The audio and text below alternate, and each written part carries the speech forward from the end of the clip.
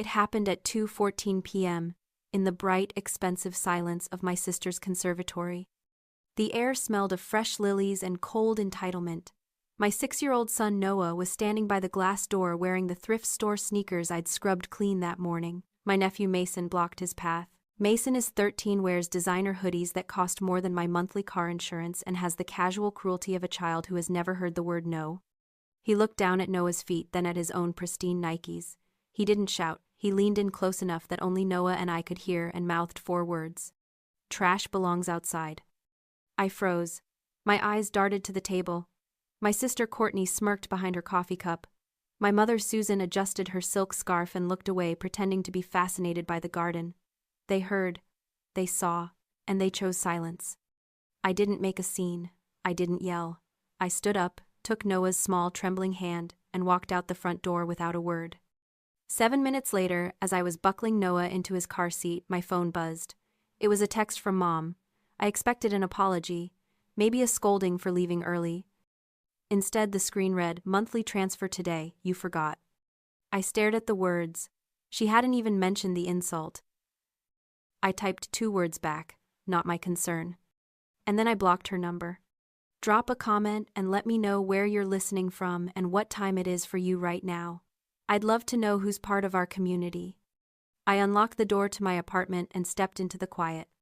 It wasn't the kind of heavy, lonely silence my mother always warned me about, the kind she claimed I would die in if I didn't learn to be more agreeable. It was the silence of order, of safety. The air smelled like lemon polish and peace. Noah went straight to his room to play with his Legos. He didn't ask why we left early. He didn't ask why Grandma didn't say goodbye. He just adapted because that's what the children of scapegoats learn to do. They learn to make themselves small so they don't get hit by the shrapnel. I walked to the kitchen island and opened my laptop. I didn't cry. I didn't pace the floor or call a friend to vent. I am a supply chain logistics manager. When a supply line is toxic, you don't cry about it. You secure the asset. I logged into my banking portal. The screen glowed blue in the dimming afternoon light, illuminating the transaction history that read like a diary of my own exploitation. Scheduled transfer, Susan Davis. $3,850. It was set to go out tomorrow on the 1st of the month. It was automatic, invisible, just like me. For 5 years, I had convinced myself that this money was charity, that I was a good daughter, helping her widowed mother survive. But as I stared at the cursor hovering over the cancel button, I finally saw the architecture of my family for what it really was. In construction, there is a concept called the load-bearing wall. It's the ugly, boring part of the house. It's hidden behind the drywall, covered in plaster, ignored by everyone admiring the crown molding and the chandeliers. You can't see it, so you forget it's there. You think the house stands up because of the pretty things, the expensive furniture, the art, the aesthetic. My sister Courtney was the chandelier. My mother was the crown molding, and I was the beam inside the wall, rotting under the weight of holding up a roof that didn't even cover me. They thought because they couldn't see me, I didn't matter. They thought they could drill holes in me, hang heavy pictures on me, and kick me when I got in the way. They forgot the one fundamental rule of structural engineering: if you remove the load-bearing wall, the penthouse collapses. Mason hadn't just insulted his cousin today, he had taken a sledgehammer to the only thing keeping his grandmother's lifestyle from caving in. I moved the mouse. "Are you sure you want to cancel this recurring transfer?" I didn't hesitate. I didn't feel a pang of guilt. I felt the cold mechanical click of the trackpad. Transfer canceled. I sat back in my chair. It was done. In about 24 hours, the notification would hit my mother's phone. She wouldn't panic immediately. She would assume it was a glitch. Then she would call. Then she would scream. But right now, the apartment was quiet. I looked at the balance in my savings account. It looked different now. It didn't look like a reservoir waiting to be drained by other people's emergencies. It looked like freedom. I walked over to the fridge and poured myself a glass of iced tea. My hands were perfectly steady. I wasn't a daughter who had just been disowned. I was an architect who had just initiated a controlled demolition. 3 years ago, my mother sold the family home. She said it was too much for her to manage alone. She bought a condo in the city and gave the rest of the equity to Courtney. "Courtney needs a forever home for Mason," she'd said, her voice wavering with practiced fragility. "You have your career, Natalie. You're self-sufficient. Courtney needs stability." So Courtney bought the Victorian house with the conservatory. The one where we were now required to attend mandatory Saturday brunch every week at 11 a.m. sharp. The conservatory was beautiful. It was glass and white wood filled with fiddle-leaf figs and expensive orchids that Courtney swore she kept alive herself, though I knew she hired a plant service. The table was always set with linen napkins and fresh pastries from the French bakery across town. It looked like a magazine spread. It felt like an operating theater. We weren't allowed to be messy in the conservatory. We weren't allowed to be loud, and we certainly weren't allowed to be poor. That morning, Noah had been excited to show Mason his drawing. He'd spent all week working on it, a picture of a superhero who fought bad guys with kindness. He'd colored the cape carefully, staying inside the lines. When we walked in, Mason was already seated at the head of the kids' table, playing on a Switch that cost $300. He was wearing a designer hoodie and brand new Jordan sneakers. He didn't look up when Noah said hello. Noah sat down and tried to show him the drawing. "Look, Mason." Mason glanced at the paper, then at Noah's feet. "Why are your shoes dirty?" Noah looked down. His sneakers were worn at the toes. They were clean, but they were old. I had meant to buy him new ones this month, but the transfer to Mom had come out of my account, and then the car insurance, and there just wasn't enough left. "They're my fast shoes," Noah whispered. "They're trash," Mason said, his voice flat and bored. "Trash belongs outside." I looked at Courtney. She was sipping her latte, scrolling on her phone. She heard him. I looked at Mom. She was adjusting a flower arrangement, humming to herself. "Susan," I said, my voice cutting through the hum. "Did you hear what he just said?" Mom sighed, a long-suffering sound. She took a sip of her mimosa. "Oh, Natalie. Mason is just spirited. Boys will be boys. Don't be so sensitive. You're always looking for a fight." Looking for a fight. That was the narrative. I was the difficult one. The one who held grudges. The one who didn't understand that family is messy. But as I looked at Noah's face, the way his smile crumpled, the way he slowly pulled his drawing back and folded it until it was small enough to hide in his pocket, I realized something. This wasn't messy. It was precise. Mason wasn't just a spirited boy. He was a product. He was the result of a system where cruelty was rewarded with silence and kindness was punished with neglect. And I was the one paying for the electricity that kept the lights on in this torture chamber. I stood up. My chair scraped loudly against the tile floor. "We're leaving," I said. "Don't be dramatic," Courtney said, not looking up from her phone. "We haven't even had the quiche." "Enjoy it," I said. "It's on me, literally." I took Noah's hand and walked out. I didn't slam the door. I didn't look back. I just walked to my car, buckled my son in, and drove away from the beautiful glass house that I had helped build brick by invisible brick. The next morning my phone was quiet. Too quiet. That's how extinction bursts work. First, there is the shock. The disbelief that the lever you've pulled 1,000 times suddenly isn't dispensing the pellet. Then comes the rage. I was at work reviewing shipping manifests when the silence broke. I stared at it. For years, this name flashing on my screen had triggered a Pavlovian response, an instant spike of cortisol, a tightening in my chest. What does she need? What did I do wrong? How much will it cost to fix it? I didn't answer. I let it ring. 2 minutes later, it rang again. Then a text. "Natalie, there must be a mistake with the bank. The transfer didn't go through. I need to buy groceries. Call me." Groceries. The classic guilt trip. She wasn't starving. Her fridge was full of organic produce and artisan cheeses, but she knew that the image of her a widow, alone hungry, was the one button she could always push. I didn't reply. I went back to my spreadsheet. 20 minutes later, the tone shifted. "Are you ignoring me? After everything I've done for you, this is incredibly selfish. Courtney says you left in a huff yesterday. Are you punishing me because Mason made a joke?" A joke. Calling my son trash was a joke. Then came Courtney. Her texts arrived in a rapid-fire staccato like bullets hitting a wall. "Mom is crying. She says you cut her off. What is wrong with you? You're ruining everything because you're jealous. You've always been jealous of Mason because he's actually going places. Fix this. Now." I set my phone face down on my desk. My hand hovered over it, trembling slightly. The urge to pick it up to apologize, to smooth it over, was a physical ache. It would be so easy. Just transfer the money. Just say sorry, technical glitch. Just buy the piece for another month. This is the sunk cost fallacy of love. You think because you've already paid so much in money, in dignity, in silence that you have to keep paying or everything you've invested is lost. But it wasn't just sunk cost, it was intermittent reinforcement. Psychologists use the term to explain gambling addiction. If a slot machine pays out every time you get bored, if it never pays out, you walk away. But if it pays out sometimes randomly, unpredictably, you get hooked. You keep pulling the lever hoping this time will be the jackpot. That was my mother. Most of the time she was critical, demanding cold, but every once in a while, maybe once a year, she would give me a crumb, a compliment on a promotion, a hug that lasted 3 seconds too long, a whisper of, "You're the strong one, Natalie. I don't know what I'd do without you." And I would starve myself for months just to taste that crumb again. I looked at the black screen of my phone. The notifications were stacking up like bricks in a wall I was finally building. I wasn't weak for staying this long.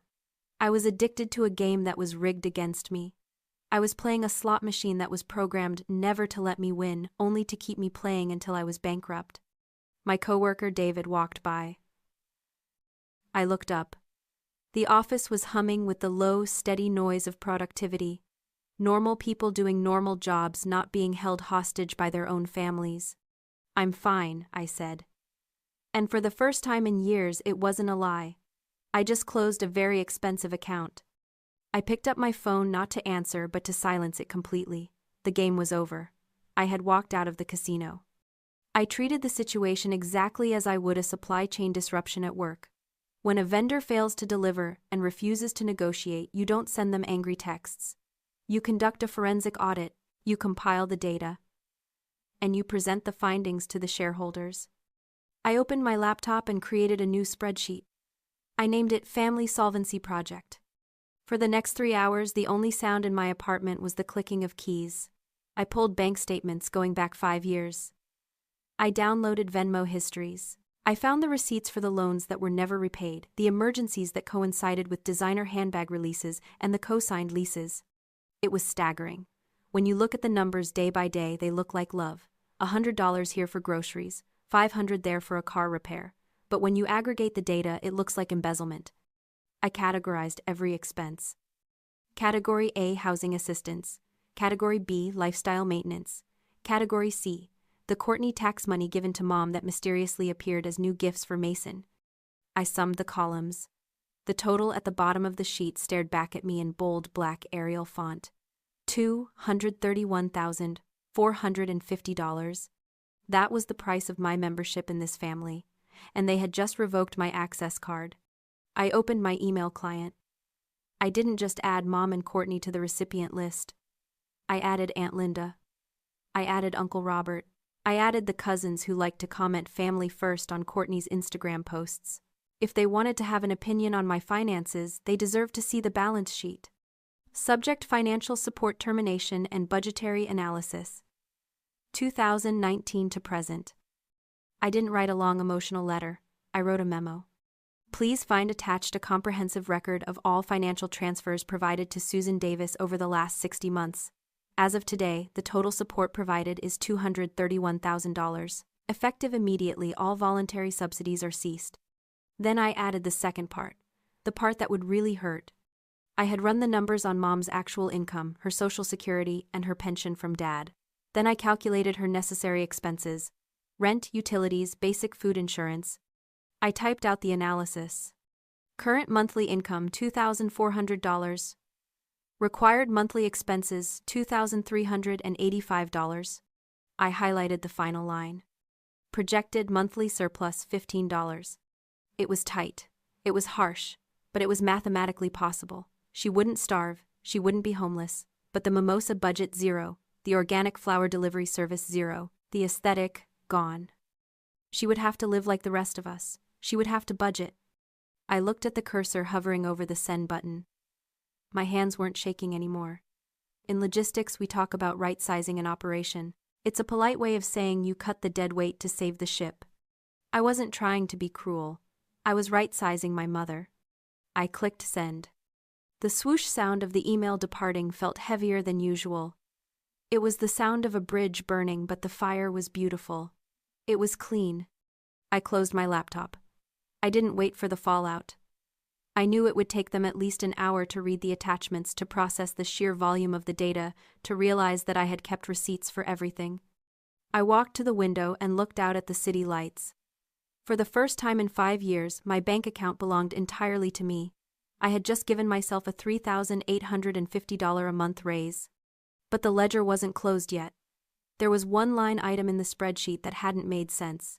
One recurring withdrawal from a joint account I had set up with Mom years ago for medical emergencies.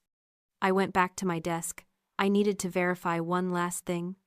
The spreadsheet was clean, but one anomaly kept nagging me. It was like a discrepancy in a shipping manifest, small enough to ignore, but significant enough to sink a container ship if you weren't careful. When I'd set up the financial support system for Mom, I'd created a joint emergency fund account. It was supposed to be a buffer for things like sudden dental work or a broken furnace. I'd seeded it with $5,000 and contributed a small amount automatically each month. I rarely checked it because Mom claimed she never touched it unless it was life or death. I logged into that specific account now. The balance was lower than it should have been. Much lower. I scrolled through the transaction history. Withdrawal $2,000. August 15th. Withdrawal $2,000. September 15th. Withdrawal $2,000. October 15th. It was a pattern. Every month on the 15th, $2,000 was pulled from the account. The transaction description was vague. ACH, transfer, P.S., education. P.S., education. My mind raced. Mom didn't take classes. She didn't have student loans. Was it a scam? Was someone exploiting her? For a brief, naive second, I felt a flicker of worry. Maybe she was a victim. Maybe I'd been too harsh. I clicked on the transaction details to see the full recipient name. The bank's interface expanded the line item. ACH, transfer, P.S. education, St. Jude's Preparatory School. I froze. St. Jude's, the elite private school across town. The one with the equestrian program and the Latin requirement. The one where Mason went to school. The air in my apartment seemed to drop 10 degrees. I pulled up the school's website. I found the tuition page. Monthly installment plan, $1,985. With fees, it rounded up perfectly to $2,000. I sat back, the blood draining from my face. Mom wasn't spending my money on medical bills. She wasn't even spending it on organic groceries or mimosas. She was laundering it. She was taking the money. I sent her money I earned working 60-hour weeks money. I sacrificed my own son's needs to provide, and she was funneling it directly to Courtney. She was paying for Mason's tuition. I had been paying for the education of the boy who called my son trash. I looked at Noah's shoes by the door. The Velcro was peeling. The soles were worn smooth. I hadn't bought him new ones because I thought Mom needed the money for her blood pressure medication. Meanwhile, Mason was getting a $24,000 a year education on my dime. The rage that hit me wasn't hot. It was absolute zero. It was the kind of cold that burns. I didn't scream. I didn't throw things. I picked up my phone and called the bank. I need to report unauthorized activity on a joint account, I told the representative, my voice steady as stone. And I need to close it immediately. Certainly, ma'am. We can freeze the funds now. Do it, I said. And mark the last 6 transfers as disputed. I did not authorize those payments. It was the nuclear option. Disputing the transfers would trigger an investigation. The bank would claw back the money from the school. The school would demand payment from Courtney. Courtney wouldn't have it. Mason wouldn't just be embarrassed. He would be expelled. I hung up the phone. Then I printed the transaction history. I highlighted the St. Jude's line items in yellow. I put the paper in an envelope. I wasn't just cutting them off anymore. I was auditing the entire operation. I walked into the living room and sat on the floor next to Noah. He was building a tower out of blocks. It was tall, precarious, but he was placing each piece with such care. "What are you building, bud?" I asked. "A castle," he said. "For us. No mean people allowed." I kissed the top of his head. "That's a good rule," I whispered. "No mean people allowed." The fallout wouldn't take long now. The tuition payment was due in 3 days. When the check bounced, and it would bounce hard, the house of cards would come down. I waited. It took 3 days for the system to crash. It started with a voicemail from the school bursar, which Courtney frantically forwarded to me, probably by mistake in her panic. Then came the emails from the bank about the chargeback investigation. Then came the knock. It was 8:30 p.m. on a Tuesday. Noah was already in his pajamas watching a movie. I saw them through the peephole before I opened the door. They looked like refugees from a lifestyle magazine that had gone out of business. Courtney's hair was unwashed, pulled back in a messy bun that wasn't stylish, just messy. Susan was wearing a raincoat over her pajamas. They looked small. They looked desperate. I opened the door, but I didn't step back. I filled the frame.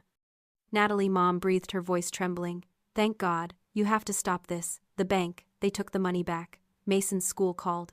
They said he can't come back tomorrow until the balance is paid. I know, I said. Courtney pushed forward, her eyes red-rimmed. How could you? You knew that money was for him. You knew we were counting on it. I knew, I repeated calmly. I knew you were stealing from me to pay for a luxury education for a boy who called my son trash. He's a child, Courtney screamed. He didn't mean it. He meant it because he learned it from you, I said. He learned that I am an ATM, not a person. He learned that Noah is less than him because his shoes are dirty. Well, now you know why his shoes were dirty, Courtney. Because I was buying your son's Latin textbooks. I held out the envelope I had prepared. The printout of the transaction history. The highlighted lines showing every dollar siphoned away from my life into theirs. Here, I said. This is the final statement. It's not an invoice. It's a receipt for the lesson I just taught you.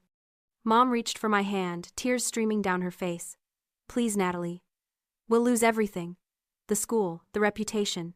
People will talk. Let them talk, I said. I looked at them one last time. I didn't feel the old tug of guilt. I didn't feel the need to fix it. I felt the profound, quiet relief of someone who has finally put down a heavy load. Goodbye, I said. I closed the door. I locked the deadbolt. Click. The sound was final. I turned around. The apartment was warm. The movie was playing softly. Noah looked up from the couch. Who was that, Mommy? Nobody, baby, I said. Just the wind. I went to the kitchen and grabbed the box of frozen pizza. It was the cheap kind, the store brand. I put it in the oven. 20 minutes later, we were sitting on the living room floor on a picnic blanket I'd laid out. We ate pizza straight from the cardboard box. There were no linen napkins, no fresh flowers, no rules about elbows on the table. We laughed. We made a mess. Noah told me a long, rambling story about a dragon who liked to eat tacos. I looked around my small, imperfect living room. I thought about the money I would save. I thought about the house I would eventually buy, a house with a yard for Noah paid for with my own money, protected by my own boundaries. But more than that, I thought about the silence of my phone. I had blocked them all. The notifications had stopped. The demands had ceased. This was the peace of zero. It wasn't just about having zero debt or zero obligations to them. It was the joy of missing out on their drama. It was the wealth of zero toxicity. I looked at Noah, his face smeared with tomato sauce, happy and safe. Mommy, he asked, are we rich? I smiled, and for the first time in my life I knew the answer. Yes, baby, I said.